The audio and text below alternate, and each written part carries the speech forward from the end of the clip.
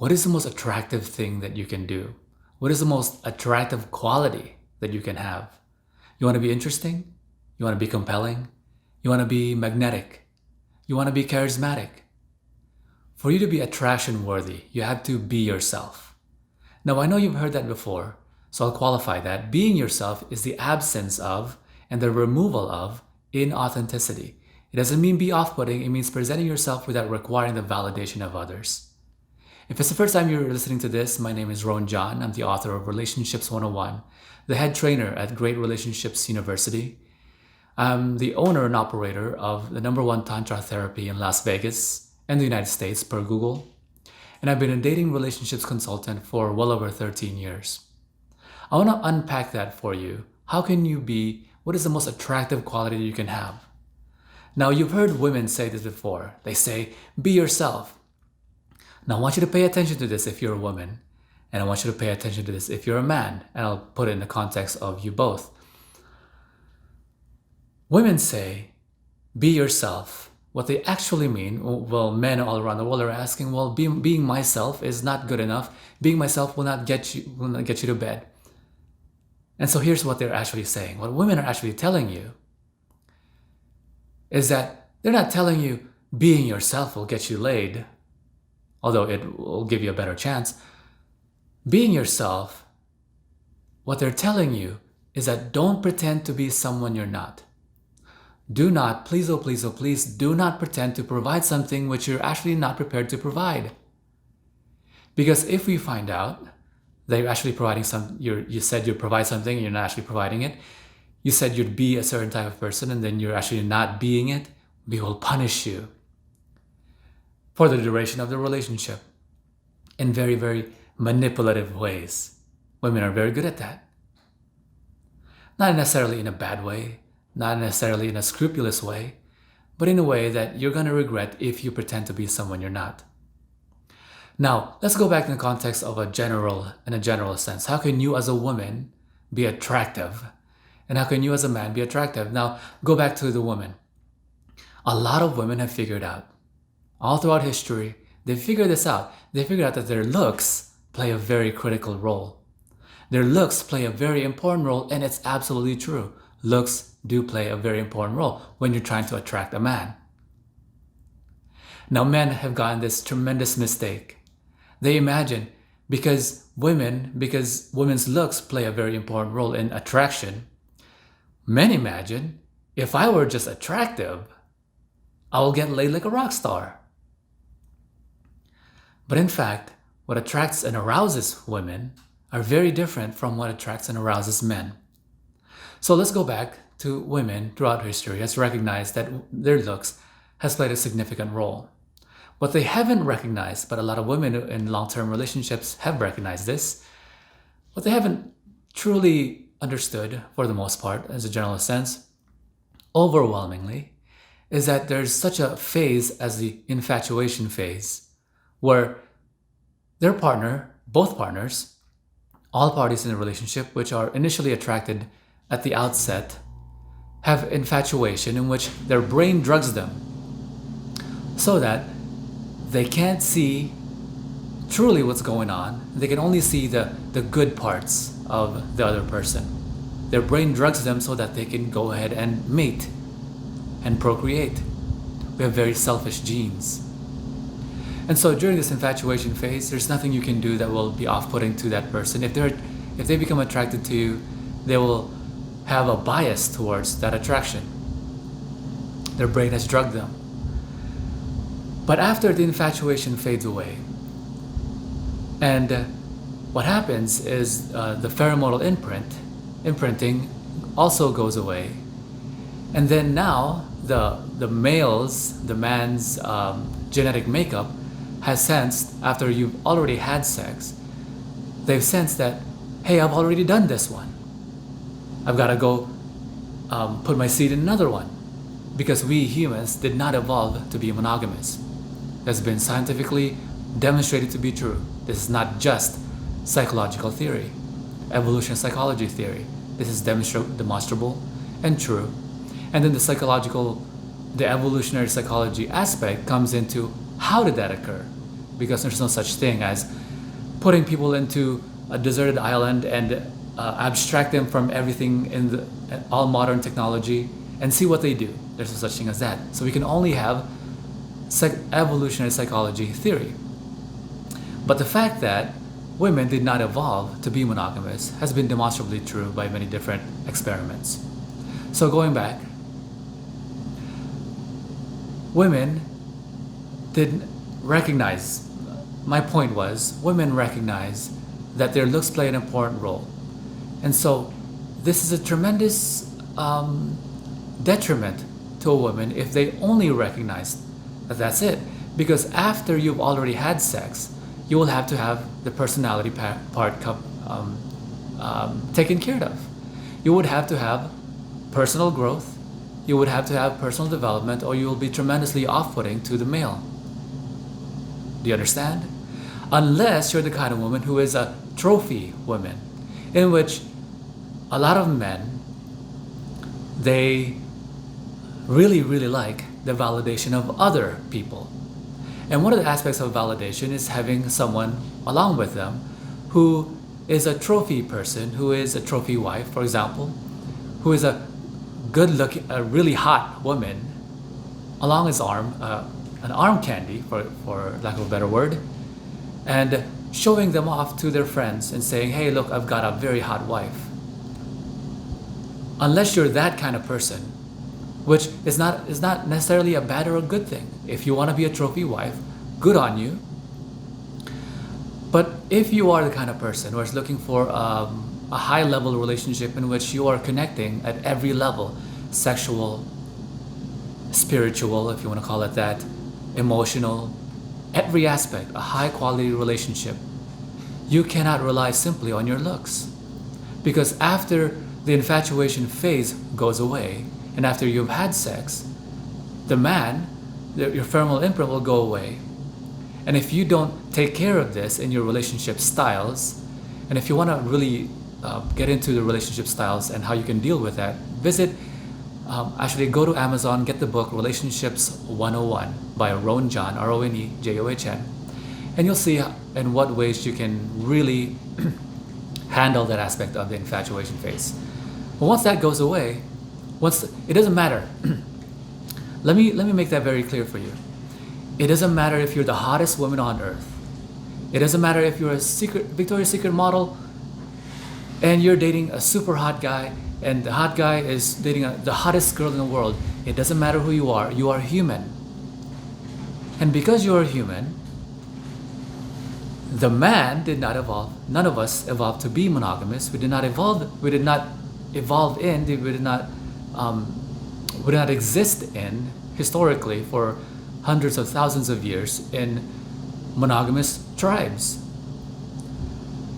And so after the infatuation phase goes away, once some pheromonal imprint has occurred, the man will now look for another, will now be turned on by novelty, and you will no longer be novel. And so what replaces you? It doesn't matter how beautiful you are. It doesn't matter if you're Leo DiCaprio dating Giselle, the hottest, arguably the hottest woman on earth in her prime, in both of their primes, you're going to break up. If you're in a relationship which is not conducive to a harmonious and loving and happy relationship. Why is that? It's because you have to take care of the personal development aspect. Once the infatuation phase goes away, novelty becomes tremendously important for a man, which is why you really have to facilitate that in a relationship. For a woman, it's a very different story, but you do have to really read my book, Relationships 101, for you to really learn more about that. So, all that is to say that the most attractive thing that you can do, we're going to go back now. The most attractive thing you can do is to be yourself. Men and women, pay attention. Being yourself, you've heard that before, and you've heard women say this before. I've got to qualify that because you've heard it before and no one really recognizes what is it to be yourself. Everybody says, what do you mean be yourself? Being myself is not good enough. And if you want to go back to a deeper level, why people really play games, it's because they recognize, women recognize, and men recognize that if men were to be themselves, well, they can't be good enough. I want to go back to that. For a woman, if they say, I have to be myself, without having to pretend, without having to really look great, put on a lot of makeup, really pretend to be someone else, if I don't do that, well, I'm not going to be good enough. Why is that? It's because in our society, I'll go over this briefly, I've gone over this before. Men follow this idea in society. It's called the Marxist paradox by the Marxist brothers, and they said that I will never join a club that would have me as a member.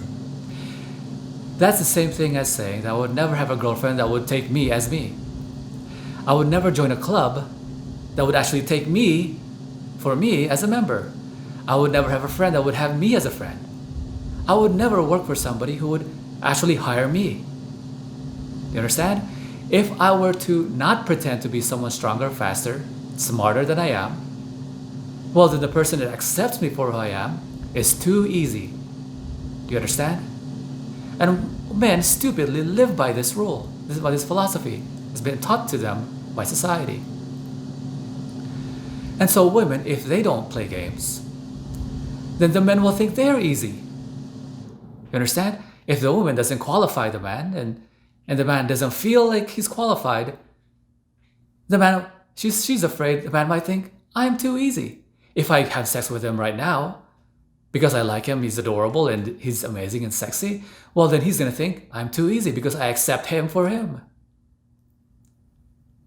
So now we've got this dilemma where all individuals in all parties, men and women, play games. And so the most attractive thing you can do, I'll go back to it, is to be yourself. And being yourself is exactly as it says, except most people don't practice it. Being yourself, I want you to look at it differently. Being yourself is the absence of and the removal of inauthenticity. It's the absence of and removal of pretending to be someone else, pretending to provide something you're not prepared to provide, pretending that you are someone that you're not, pretending that you're smarter, bigger, faster, stronger than you actually are. If you were just to communicate directly, and I encourage you to communicate incredibly directly, I am alarmingly direct. Any of you who have seen me communicate with other people, I am incredibly direct. I communicate what's on my mind, and if I'm attracted to them, I'll be very sexual with them within 5 minutes of the communication. It's not necessarily in a creepy way, in an off-putting way, depending on the person. It's in a way that's very authentic and genuine. In fact, if you were to say the things that I'm saying, if you were to just watch me, if you watched me all day, if you followed me around all day, and you say the exact same things I'm saying, it won't come off in the same way that it comes off when I do it.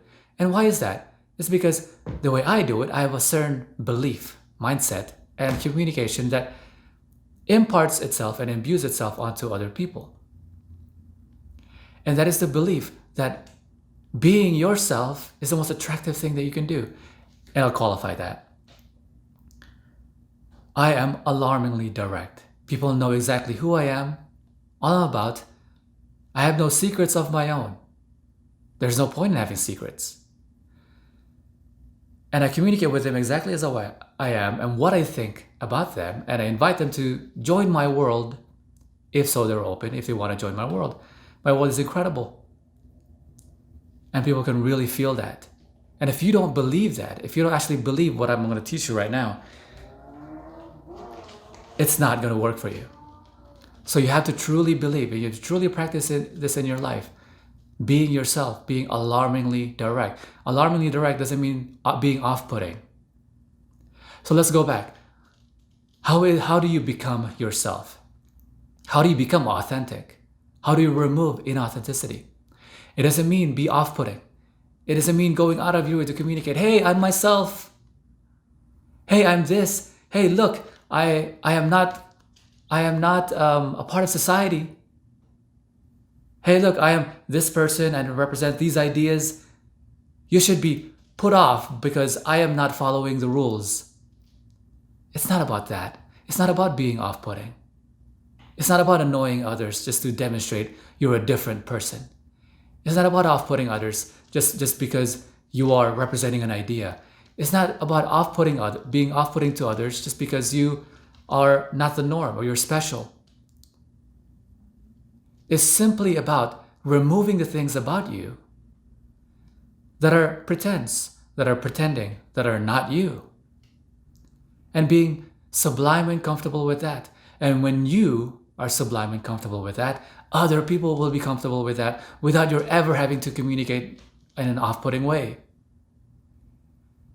Be communicating to be communicating in an off-putting manner just to demonstrate you're a different kind of person, you're a special kind of person, demonstrates to them you've got something to prove. And then let me now end this with the most important thing that you can get from this. The most attractive thing that you can do is being authentic, being yourself. And the most important thing about being yourself is this. I went over the 3 types of people in the world. There are 3 main types and then 3 archetypes. First archetype is a person who gets a validation because they've done things that they were supposed to. The second archetype are the types of people who only gets validation when other people follow them. The third archetype are neither validated by people doing the things that they're supposed to do, or getting the validation of other people that follow them. And then there's the archetype, which almost nobody is, maybe 0.001% of the planet has this, and it's the super archetype. It's a person who is the independent. And this person is validated only by the results of their decisions. They're not validated by other people. People can follow if they'd like.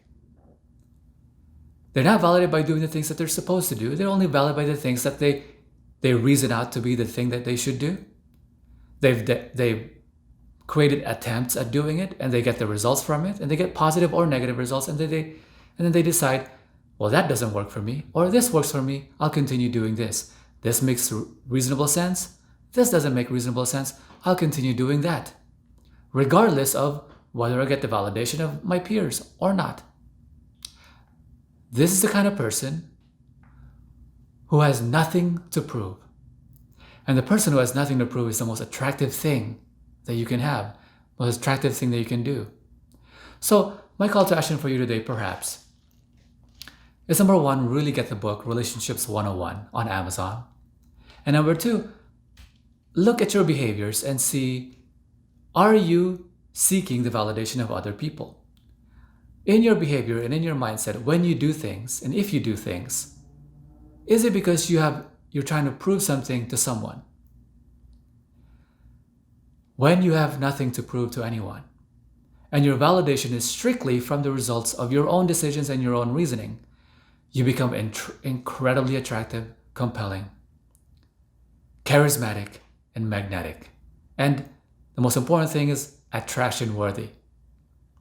I want you to share this video with other people. You'll help to make the world a better place by sharing these ideas, either by yourself or by sharing this video until these words become your own words. And I want you to visit greatrelationshipsyou.com if you want to go further into this knowledge and education. And I did a free webinar on there. Sign up for the webinar. It's 13 skills you need to become an attractive communicator and have amazing relationships. I'll talk to you next time. Bye-bye.